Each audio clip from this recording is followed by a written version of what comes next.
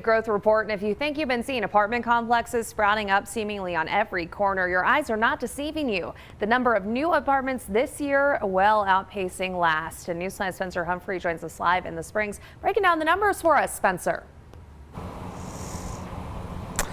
Well, yeah, Elizabeth, I like the way the Pikes Peak Regional Building Department put it on their Twitter account. They said 2021 is looking like the year of the apartment. Already this year, we've seen almost 50% more new apartments sprout up as compared to this time last year. But will that be enough to finally bring prices down? Well, the answer is complicated.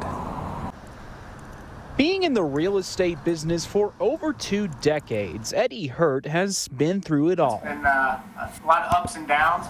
He thought. This is, I think, the most extreme market that I've experienced in 22 years. Like we've told you before, the short supply of homes on the market has made it almost impossible to buy one. Really, really tough on buyers. It's tough, really tough. But how about renters? Yeah, so the rental market's pretty similar in that regard. The reason is pretty cut and dry. It's that high school economics class, or that economic 101 class in college, supply and demand. They just can't build apartments fast enough, but they are trying. Locally, it seems like they have built a lot of apartment buildings. In fact, the Pikes Peak Regional Building Department says between January and April of last year, our area gained 709 new apartment units. But for that same period this year, we've already gained 1,013 new units, with many more still on the way. But pick your price tracking site of choice, it doesn't matter. They'll all show you rents are still only going one way. They've kind of,